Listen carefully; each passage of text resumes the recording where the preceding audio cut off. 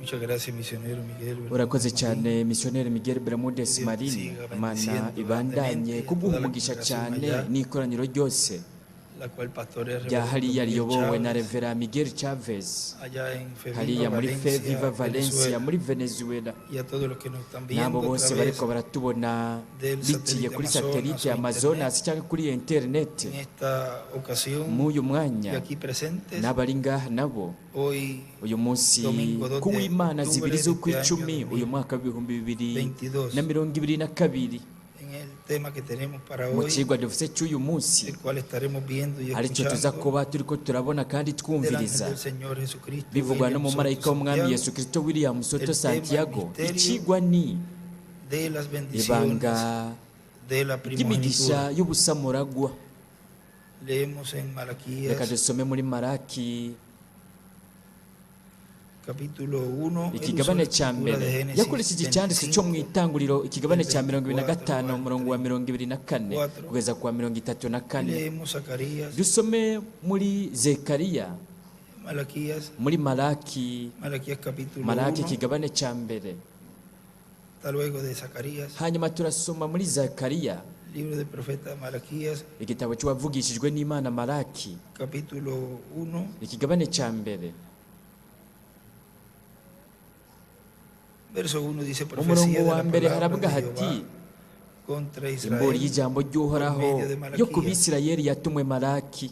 Yo os he amado, Narabakunze dice Jehová, niko uhoraho agize, y dijisteis: yamara muravuga ¿en qué nos amaste? muti wadukunze mu biki? No era Esaú el Mbega hermano Esawu de Jacob, ntiyari mukuru wa Yakobo? dice Jehová, Niko uhoraho abaza. y amé a Ariko Jacob rero nakunze Yakobo, y a Esaú Esawu aborrecí, nawe naramwanse, y convertí sus montes mpindura en imisozi desolación, yiwe y amatongo, abandoné ishamvu yiwe ndayiha su heredad imbwebwe para los zo mu chacales bugaragwa. del desierto.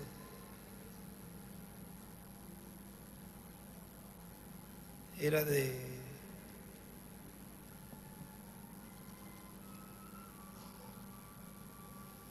$60 Yari afite imyaka 60 cuando dio a luz igihe a estos dos. yavyara abana babiri.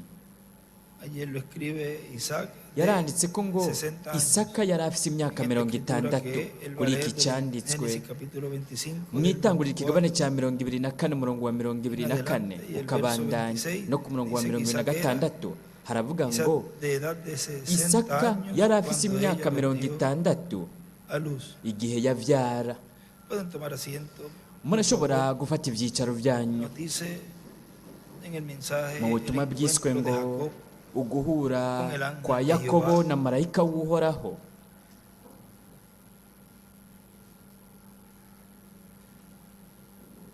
él en un escrito We mu byo yanditse dice aravuga ati en una de las anotaciones muri bimwe mu byo escribe José, yanditswe yaranditse ko ngo es igual a Yosefu Jesucristo, bingana Yesu Kristo, Manasés es igual Manase los judíos, bingana Abayuda, Efraín es Efurayimu igual bingana la iglesia del Señor ishengero Jesucristo. ry'umwami Yesu Kristo. Solo por un efrainita Biciye mu muntu akomoka muri podían Efurayimu, pasar las 10 tribus del norte imiryango a 10 yo mu formar buraruko un yari guheza reino o a igakora dividirse el reino de ubwami David en dos reinos.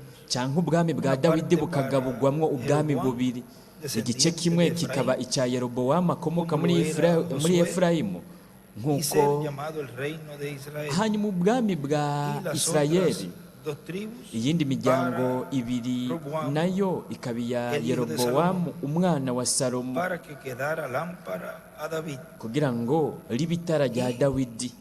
Solamente por un efrainita Biciye de mu Israel ukomoka muri Efurayimu wo muri Reino del Norte, Isirayeli, ubwami bwo mu buraruko paréntesis, hagati podrá y'utuzitizo venir hazoshobora la aparición kuza y unión de las ukugaragara 10 no tribus kunga de ubumwe Israel, kw'imiryango 10 ya del Isirayeli, reino de Israel, ubwami bwa Isirayeli hagati y las dos y'utuzitizo tribus del reino de Judá. n'imiryango ibiri yo mu bwami bwa Luego Yuda. será llamado el reino de Hanyuma David, ubwami el hijo bwa de dawidi buzohamagarwa en n'umwana quien wa estará dawidi los dos palos, uzoba los arimwo cetros inkoni del reino zibiri de Israel. cyangwa intahe Y el zibiri reino de z'ubwami Judá. bwa isirayeli n'ubwami bwa Y yuda escribe Ezequiel, yaranditse ko ngo Ezequiel 37, ezekiyeli 15, 37:15 Y kugeza kuri será 39 un profeta, rey, kandi juez, azoba ari umuvugishwa y sacerdote. umwami umucamanza n'umuherezi. Y también en otro escrito No mu bindi yanditse referente a la biganisha bendición de la ku mugisha primogenitura. w'ubusamuragwa Mire lo que dice aquí, ni murabe escribe ibyo aquí. avuga ngaha yaranditse Dice ko la ngo bendición de la aravuga ati umugisha primogenitura. w'ubusamuragwa w'ubufura. Luego entre medio escribe hagati na hagati yaranditse ko ngo uza muri mesiya uje ku bantu. la bendición de la umugisha primogenitura w'ubusamuragwa cubre a judíos y gentiles. ukoraniriza hamwe ushika ku bayuda no ku banyamahanga, El reino de ushika Judá, ku bwami bwo mu bumanuko, ubwami bwa yuda, ubwami bwa isirayeli cyangwa el reino efurayimu del norte. n'ubwami bwo mu buraruko. Es esa bendición de la primogenitura N'uwo mugisha cubre a w'ubusamuragwa todos los gentiles, ukwira ku para banyamahanga formar bose naciones kugira ngo entre los gentiles. habe ibihugu mu Y todas banyamahanga, las naciones kandi serán amahanga benditas en yose Abraham y su azohezagirirwa simiente, muri su aburahamu descendencia. n'uruvyaro El rwiwe. Mesías, mesiya príncipe, umwami umutware es la simiente de Abraham n'uruvyaro rwa aburahamu que pasaría la bendición ugwari de Abraham kuzoshikwako a los gentiles. n'umugisha wa aburahamu ukaja mu banyamahanga. y nos dice en este mensaje el muri ubu encuentro butumwa de bwiswe Jacob ngo uguhura kwa yakobo na marayika w'uhoraho bwavuzwe 9 z'ukwa gatatu mu 97 muri Presidente Prudente muri Brezil. hay personas que no Aravuga saben ati, las grandes hariho abantu bendiciones batazi de imigisha Dios que ikomeye hay en la y'Imana primogenitura iri mu mugisha y no w'ubusamuragwa, aprecian la kandi bendición de ntibaheza Dios. ngo bishimire Y umugisha no saben w'Imana, las kandi bendiciones tan ntibazi grandes imigisha que ikomeye Dios tiene cyane para cada uno de iyi sus Imana hijos ifitiye umwe primogénitos. wese mu bana bayo Y piensan b'imfura. que es un kandi abantu asunto de bibaza uno meterse a una ko ari religión, ibintu by'uko umuntu Pero no es yokwinjira mu idini, ariko ntibimeze es uko, colocarse en la palabra de Dios ahubwo no kujya mu ijambo ry'Imana rihwanye n'igihe umuntu abayemo. Umuntu akumviriza iryo jambo ry'Imana riza n'umugisha w'ubusamuragwa ku munsi umuntu ariko arabamo. Umuntu atakiriye iryo jambo ntazoshobora kuronka imigisha y'Imana, imigisha iri mu busamuragwa. Rero turashobora kubona ko ibintu birakomeye cyane kurusha uko twebwe twobyibaza. Ibintu birakomeye cyane, ibintu birakomeye cyane kurusha ibyo twebwe twokwibaza twibaza, kuko kuri uwo mugisha niho hakomoka ibihe bidashira kuri buri mwana w'umuhungu n'umukobwa w'Imana.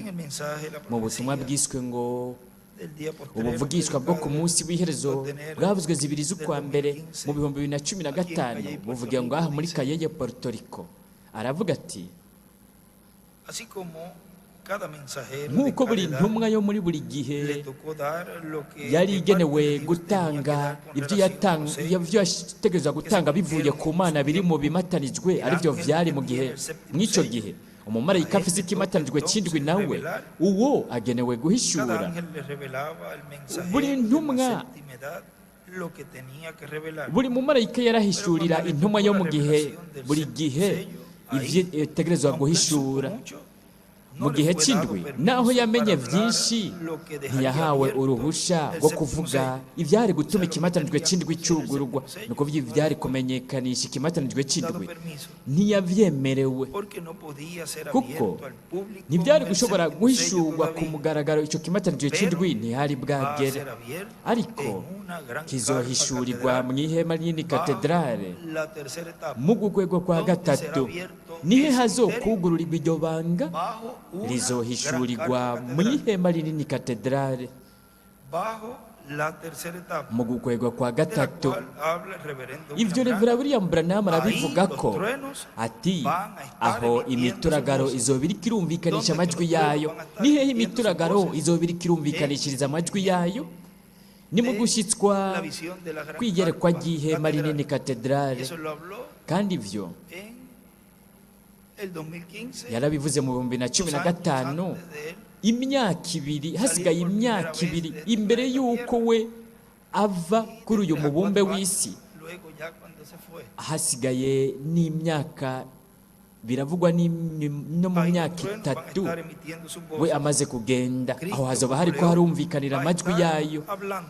Kristo nk'intare Y azoba ariko revelando aravuga el kandi misterio azoba ariko arahishura del séptimo sello, ibanga el ry'ikimatanijwe misterio de c'indwi, la segunda venida de ibanga ryo Cristo, kuza que kwa nos dará kabiri la kwa fe Kristo ariryo para ser rizoduha ukwizera transformados y kudushoboza captados guhindurwa no en kuzamurwa, con Cristo a la cena de la tujanwe na boda del Kristo mu Cordero. mazimano y'ubukwe bw'umwagazi En el w'intama. mensaje, los 4 Mu títulos butumwa bwiswe ngo de Jesús como hijo, amazina ane ya Yesu predicados en nk'umwana Cayey el 6 de bwavugiwe febrero de ngaha muri 2015, Kayeye dice, mu kwa kabiri mu 2015 aravuga ati twebwe turiko turaba muri iki gihe rero dutegerezwa kumenya yuko hazobaho kugaragara k'umwana así w'umuntu como la hubo 2000 nk'uko ko años kugaragara atrás en kwahabaye Jesús, mu myaka ibihumbi bibiri y así iheze como muri la Yesu, hubo kandi algunos años nk'uko en el kwanahabaye reverendo mu William yindi Branham. myaka kanaka muri Habrá Revera William otra Branham manifestación hazobaho del Hijo kundi del Hombre, kugaragara k'umwana y por w'umuntu. consiguiente, rero mu yandi esa majambo será la que traerá uko la kugaragara parte niko culminante kuzozana igice en el gisozera programa divino umugambi del día w'Imana wo postrero, ku munsi en la w'iherezo iglesia del Señor mu ishengero Jesucristo. ry'umwami Yesu Kristo. Esa etapa Iyo será la ntambuko que dará iyo niyo cumplimiento izoshitsa a la tercera etapa, ugukwegwa kwa gatatu, y por consiguiente kandi mu a yandi la visión de majambo la carpa. izoshitsa iyerekwa Esa etapa, ry'ihema. y en esa etapa Iyo ntambuko será kandi en mw'iyo la cual ntambuko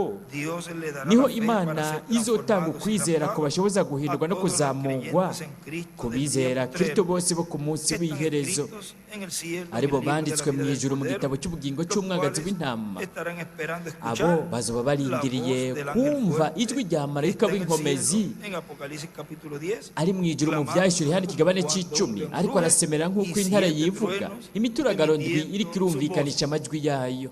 en el mensaje de la Mu venida butumwa del Hijo del bwiswe ngo Hombre, ukuza como el k'umwana relámpago, w'umuntu aje nk'umuravyo, predicado el 12 de bwavuzwe zibiri 2015, z'ukwa también aquí gatandatu en mu Cayey, 2015 aha muri Kayeye Puerto Rico. Oren Aravuga mucho ati por la actividad musengere de cyane bíblica del igikorane próximo cy'inyigisho domingo. za Bibiliya ku w'Imana uza Imana Queremos ibishatse. estar Turagomba preparados ko tuzoba para la venida del twiteguye, Señor turagomba ko tuba y para twiteguriye recibir ukuza la fe para k'umwami, ser kandi kugira ngo transformados turonke y ukwizera llevados kudushoboza con Cristo a la guhindurwa no cena de la kujyana na boda del Kristo Cordero. mu mazimano y'ubukwe bw'umwagazi Y en el tiempo w'intama. del cumplimiento Kandi de mu la gihe visión cyo de la gushyitswa carpa, kw'iyerekwa ry'ihema, estarán siendo aho abiertos hazoba los hariko misterios que harahishurwa hablaron los 7 amabanga truenos. yavuzwe n'imituragaro O sea, ndwi. Cristo, ni ukuvuga el ángel fuerte Kristo que marayika desciende del w'inkomezi cielo amanuka avuye mu para ijuru darle la fe a kugira su ngo iglesia aho para kwizera ser ishengero ryiwe transformados kugira y ngo llevados rihindurwe con Cristo a la rijyanwe na cena de la Kristo mu boda del mazimano y'ubukwe Cordero. bw'umwagazi w'intama. Por eso, Ku pero bw'ibyo estamos tocando estos temas ariko ibyo que vyigwa tienen que ver turiko con lo turabicako que será bifitaniye revelado isano en la visión de la n'ibizohishurirwa mu iyerekwa carpa, para que ry'ihema, estemos preparados kugira ngo para esa tube etapa twiteguriye iyo que viene ntambuko de bendición igiye kuza para la y'umugisha iglesia del Señor ku ishengero Jesucristo, ry'umwami Yesu como el Kristo, relámpago que sale del oriente nk'uko umuravyo urabiriza mu y se buseruko muestra donde ukiyerekanira en el hehe occidente. El iburengerazuba. occidente es el continente Iburengerazuba ni mu mugabane donde kontina ya se Amerika, pone el sol. aho izuba rirengera. En el mensaje, ¿cuál es la Mu atracción? butumwa bwitwa ngo ni ukuhe gukwegwa En el monte, kuri ku musozi, dice en la página ku rupapuro 21, rwa 21, abajo dice, después hepfo aravuga de ati todas las denominaciones, inyuma y'amadini de todas las yose, denominaciones inyuma han y'aho juzgado, amadini para yose empezar, ellas aba no han yaciye tenido urubanza, ninguna luz. yo mu ntango ntiyigeze agira umucyo, hazobaho umunsi utazokwitwa umurango cyangwa ijoro. Mbega bo bariko ¿Qué bakora están iki? haciendo? Bariko ¿Qué bakora iki? hace un limón en Mbega un árbol de naranja? mbega Toma la vida indimu original yokora iki mu de la mucungwe? naranja que está subiendo Indimu y la iguma pervierte ari y indimu, la cambia a limón.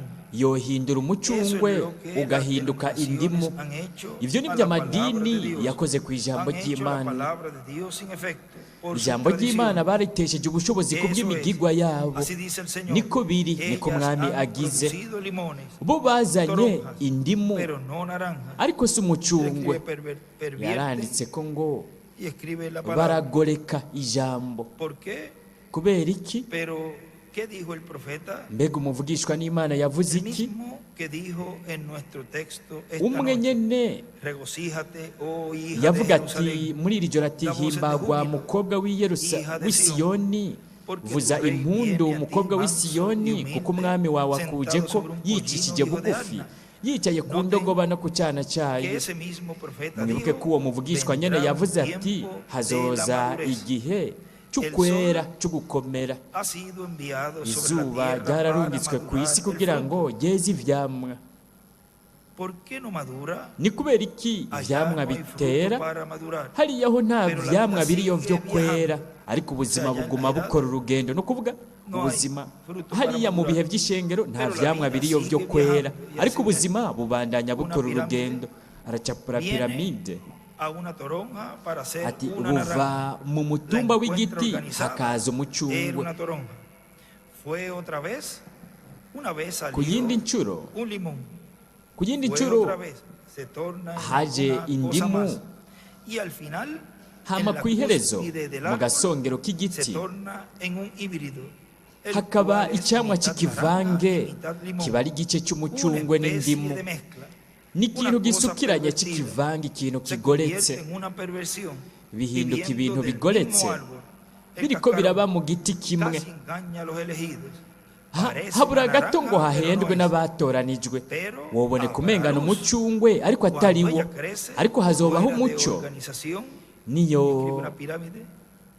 Cuando ella deje haba fuera la ukuva mu organización idini pasada y florezca otra vez, ella umucungwe producirá ukama naranjas, bundi bushasha como fue cuando se hazoza metió dentro umucungwe de la nk'uko tierra. vyagenze igihe Y entonces wabibwa habrá mu luz. isi hazobaho rero ¿Qué umucyo es esta atracción? mbega uko gukwegwa ¿Qué está n'ukuhe sucediendo? ni iki kiriko kiraba Cumplimiento la palabra de Dios. ni ugushyitswa kw'ijambo Hay ry'imana dos testigos hariho del ivyabona Antiguo bibiri Testamento vyo mu isezerano de que rya esto kera sucederá. vyerekana ko ivyo bizoba escribe, yaranditse ko ngo dos testigos. hariho ivyabona bibiri abashinga escribe intahe Apocalipsis babiri 11, arandika ko ivyashuri hana cumi na del rimwe 19, umurongo wa mbere Zakaria kugeza ku wa cumi 4, n'icenda zekariya del 1 al kane 14, umurongo wa mbere Mateo kugeza ku wa cumi na kane na 24, matayo mirongo ibiri na kane umurongo wa Esos mirongo itatu na testigos rimwe ivyo son vyabona ministerio de bibiri Moisés y abashinga Elías. intahe babiri n'ubukozi bwa mose na Y escribe, eliya el sol es igual, arandika ko ngo la luz, izuba bingana en la umucyo cúspide mu del gasongero k'umusozi mu isonga ry'umusozi Y hay una estrella de David. Una aho hariho pirámide. inyenyeri ya acapura Digo, una piramide acapura piramide Tomemos tomemos Reka bundi del bushasha. Nuevo Testamento reka a Juan dufate 14:12. mu isezerano rishasha Jesús yohana dijo, cumi na "El que kane en mí cree las yesu obras yaravuze que yo ati hago, unyizera él las hará ibikorwa también." nkora nawe nyine Él azobikora también dijo en Lucas kandi yaravuze muri 17:22, luka cumi n'indwi mirongo ibiri na 30, kabiri kugeza así kuri como mirongo fue los itatu días de Lot, ati nk'uko antes vyagenze que mu minsi Sodoma ya fuera loti quemada, imbere y'uko isodoma así haturirwa será en el regreso del niko Hijo del bizogenda no Hombre, mu kugaruka aquel k'umwana día cuando el w'umuntu Hijo del Hombre k'uwo está munsi siendo revelado. aho umwana w'umuntu ariko arahishurwa Solo miren las oh escrituras. nimurabe ivyanditswe El gusa Hijo del Hombre, umwana w'umuntu Jesucristo, yesu el mismo kristo ayer, hoy we y por umwe siempre. uko yari areje ariko Brotó ari n'ubu n'ibihe de bidashira denominaciones pasadas, yaravuye mu madini brotó en la yarenganye cúspide del árbol. aza mu gasongero ¿Qué dijo k'igiti él en Juan mbega we 14:15? yavuze ki muri yohana Todo cumi na kane pámpano cumi na que en mí no gatanu lleva fruto, ati ishami ryose kuri será jewe cortado y ritama echado al rizocibwa fuego y quemado. riterwe mu muriro Pero todo pámpano ariko que ishami lleve ryose fruto será ryama ivyamwa limpiado para que lleve rizotuturirwa más. kugira ngo ryame vyinshi O en los últimos Oh, días mu habrá minsi una y'iherezo real lluvia temprana hazobaho y tardía imvura y'ukuri sobre ese y'agatasi pequeño n'iy'urushana grupo kuri uyu mugwi y muto hace una pirámide acacapura pequeña piramide que viene ntoya con él. umugwi muto Escribe uzanana Jesús, nawe arandika ko ngo Moisés y yesu Elías. mose na eliya En este pequeño burrito manso y kuri humilde, iyo ndogoba ntoya sin duda yicishije ni bugufi denominación, ata amakenga atagukekeranya cyangwa Hosana, idini Rey que viene bariko en el barasemerera nombre del bati Señor. hozana hashemagizwe uwuje mu izina ry'uhoraho la cuestión o la atracción ikibazo hoy, ni ikihe cyangwa ¿cuál es la gukwegwa atracción n'ukuhe en uyu el munsi monte? ni ukuhe gukwegwa kuri ku musozi Escribe iglesia. yaranditse ko ngo ishengero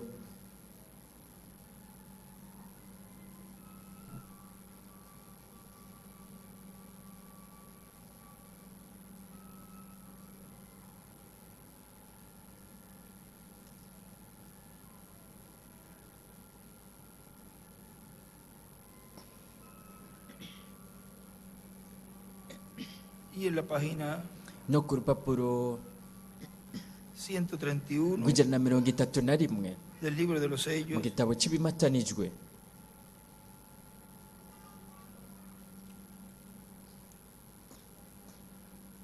fíjese en el misterio. nimwitegereze iryo banga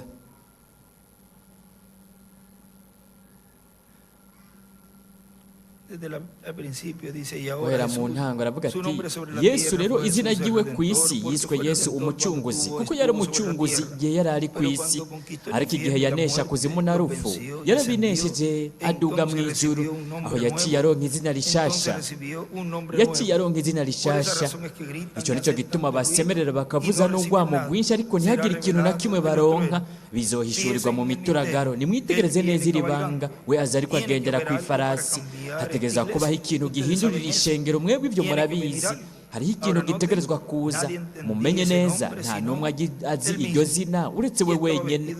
Yambaye impuzu zajobetswe mu maraso, kandi yitwa Jambo w'Imana. Ingabo zo mu ijuru ziramukurikira zicaye ku mafarasi yera. Mu kanwa kiwe havamwo inkota ikarishe kugira ngo ayikubitishe amahanga. Azoyaragiza inkoni y'icuma, aganishiriza ibirenge mu bwato vino y'uburake bw'inkazi bw'Imana ishobora byose, kandi ku mpuzu ziwe no ku kibero afite izina ryanditsweko ngo umwami w'abami uganza abaganza. Aho ni Mesiya yabaje, aho niho ari. No mu butumwa bwiswe ngo abunze ubumwe ku rupapuro rwa 3, abunze ubumwe na marayika bariko barakora mu mugambi w'Imana bwavuzwe 14 z'ukwa kabiri 2015 muri Monterrey, Mexique. Aravuga ati nuko rero hazobaho ihanga, hazobaho kandi n'ubukozi bugaragaye biciye mu gikoresho we azoba afise. Igikoresho azoba afise ku munsi w'iherezo, kandi hazoshyitswe iyerekwa ry'ihema, hazoshyitswe gukwirwa kwa gatatu uko we azogaragariza muri iryo yerekwa ry'ihema, kandi azoduha ukwizera kudushoboza guhindurwa no kujyanwa na Kristo mu mazimano y'ubukwe bw'umwagazi w'intama. Rero buri wizera wese azoba ariko arakora yunze ubumwe n'umumarayika wo ku isi, kandi yunze ubumwe n'umumarayika wo mu ijuru. Uko niko vyagiye biragenda uva mu gihe uja mu kindi, niko vyagenze mu isezerano rya kera, niko bimeze no mu isezerano rishasha. Kandi dutwikiriwe n'amaraso atari ay'ibitungwa, ahubwo amaraso yo mu isezerano rishasha, amaraso ya Kristo umukiza wacu. Kandi twunze ubumwe n'umumarayika turiko turakora mu migambi y'Imana ihwanye n'iki gihe cya nyuma, nk'uko Kristo atana kimwe yakora uretse gusa ivyo Data yabamweretse. Kandi uko kwari ugukora ubugombe bw'Imana, ugukora ivyari vyarasezeranywe ko Imana yari gukora biciye muri Mesiya mw'ico gihe.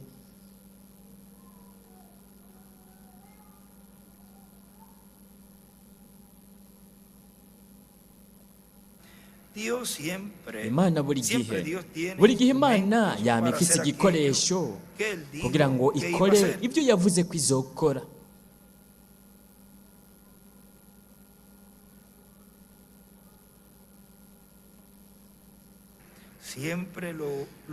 Buri gihe izokwama ibikora iriko ikoresha igikoresho cy'umubiri n'amaraso n'amagufa. Kandi ikigitangaza ni uko iyo ivyo bishikijwe cyangwa iyo biriko birashitswa, ab'Imana iriko irakoresha bagenda barazirikana ko Imana iba iriko irabakoresha mu mugambi wayo, uhwanye n'igihe cya nyuma. Kandi iyerekwa ry'ihema ari ryo rifitaniye isano mu mwuzuro n'ishengero mugeni ry'Umwami Yesu Kristo, aho gukwegwa kwa gatatu intambuko y'ijambo rivuzwe rirema aho rizogaragarira. Ibyo kandi bizoduha ukwizera kudushoboza guhindurwa, bizoduha no guhishurwa ko kuza kwa kabiri kwa Kristo n'izina ryiwe rishasha. Gutyo rero bizoduha ukwizera guhishurirwa kudushoboza guhindurwa no kujanwa na Kristo mu mazimano y'ubukwe bw'umwagazi w'intama. Tube twiteguye, amaso yacu yo mu buryo bw'impwemu ahumuye neza kandi neza cyane. Mu butumwa bwiswe ngo niyo mwana w'umuntu yaza mbega azosanga ukwizera mu isi, bwavuzwe 15 z'ukwa kabiri mu 2015 muri Monterrey, Mexique. Aravuga ati umwana w'umuntu niyaza mbega azosanga ukwizera uguhishurirwa mu isi. Oya, pero la recibiremos ariko uko guhishurirwa tuzokuronka muri iki gihe cya nyuma biciye mu ijwi rya Kristo nk'intare, ariko arasemerera nk'uko intare yivuga, imituragaro ndwi iriko irumvikanisha amajwi yayo. Nihe twari twasomye ko twari ko tuzoba turiko turaronkera iyo mituragaro kugira ngo haze uko kwizera kwizamugwa? Twari kuyironkera mu ihema nini katedrali.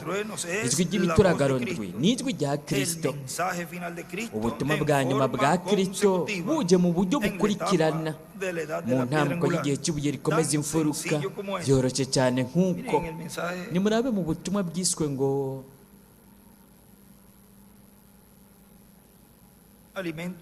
imfungurwa zo mu buryo bw'impwemu ku gihe cyazo kibereye gikwiye. Ku rupapuro rwa 30 integuza yo kuza kwa kabiri k'umwami yaravuze ati Yesu yarasezeranye ko we umwana w'umuntu ari we jambo. Mbega ibyo murabyizeye ko yari kuza mu minsi y'iherezo akihishurira mu gihe aha isi yari kuzoba imeze nk'i Sodoma na Gomora?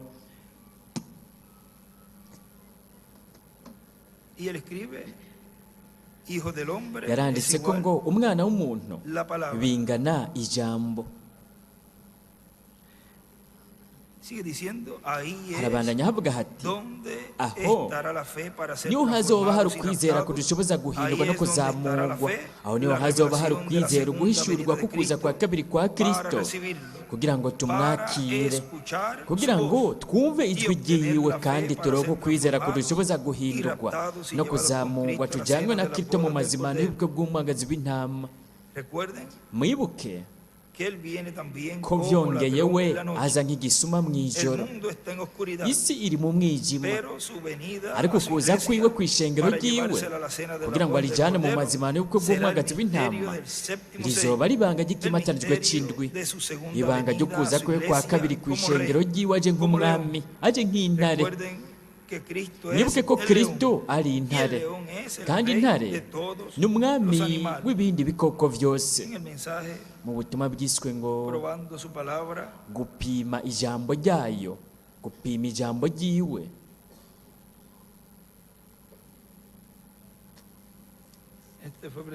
Ubu bwavuzwe 16 z'ukumunani mu 64. Aravuga ati rero mwibuke uwo ntiyari Yesu yari karavugisha, uwo ntiyari Yesu, we ntiyari bwavuke, yari umuntu mu mubiri, uwo Aburahamu yise Elohimu, Imana nyir'ububasha bwose. Yesu yaravuze ati nk'uko byabaye mu minsi y'i Sodoma, rero mubyitegerereze hafi. Nk'uko byari biri mu minsi y'i Sodoma niko bizoba mu kuza k'umwana w'umuntu, aho umwana w'umuntu azohishurirwa. Nyirizoba ari nk'ishengero, azoba ari umugeni yahamagawe. Kuri uwo munsi aho umwana w'umuntu, yaranditse ko ngo umwana w'umuntu, kuri uwo munsi aho umwana w'umuntu azohishurirwa niki? Gufatanya ishengero n'umutwe, gufatanya ukubaka urugo k'umugeni. Umugeni azoza biciye ngaho nyene, umwana w'umuntu niyururuka akaza mu mubiri w'umuntu kugira ngo ivyo byose bibira bifatanye. Ishengero ritegezwa kuba ijambo, we ni ijambo, kandi ibyo bibiri birafatana bikaba umwe. Kugira ngo ivyo bibe, azofata ukugaragara k'uguhishurwa k'umwana w'umuntu, atari umuntu wo muri systeme ya ekleziya. Murabona icyo ngombye kuvuga? Ni umwana w'umuntu. Yesu Kristo azokururuka mu mubiri w'umuntu hagati muri twebwe. Ijambo ryiwe rizohinduka ukuri ku buryo rizofatana n'ishengero bibe kimwe, umukwe. Rero umugeni azoja imuhira mu bukwe. Amen. We yaramaze kunga ubumwe, twebwe turaja mu mazimano atari mu bukwe. porque la boda del Cordero ha llegado. kuko ubukwe bw'umwagazi Para el w'intama campo bwashyitse. nos lleva a la cena nupcial. mu izamurwa aratujyana mu Cuando la mazimano palabra se une aquí con la iyo persona ubukwe ijambo y ambos ryunze ubumwe vienen a ser n'umuntu uno, bo bakaba ¿y umwe, qué hace entonces? bihaca haba iki? Manifiesta al Hijo del Hombre otra bigaragaza vez. umwana w'umuntu ku yindi nshuro, atari abanyateologiya bo muri ekleziya. umwana w'umuntu, ijambo n'ishengero biba Todo lo que el kimwe. Hijo del Hombre hizo, ibyo byose él umwana era la w'umuntu palabra. yakoze we La yari iglesia ijambo, hace la misma ishengero cosa. rikora nk'ibyo nyene. Y él escribe, barandika ko manifiesta ngo al Hijo del Hombre umwana otra vez. w'umuntu, biragaragaza umwana w'umuntu ku yindi nshuro. Otra vez. Y escribe al lado de la kandi boda. arandika ku ruhande ngo ubukwe.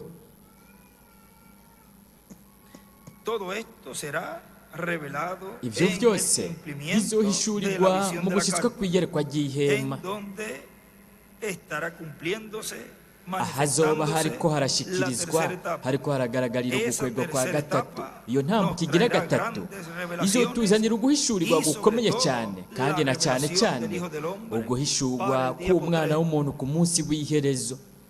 El reverendo William Branham Revera dijo, William Branham el título del Hijo del yavuze Hombre ko es izina título ry'umwana de w'umuntu profeta. ari izina Es un ry'umuvugishwa, profeta. n'umuvugishwa. Por lo tanto, habrá un misterio rero hazobaho manifestándose ibanga en el rizoba día ririko postrero ryigaragariza como ku munsi Hijo w'iherezo, del Hombre. ubwo bukozi bwigaragaza nk'umwana w'umuntu.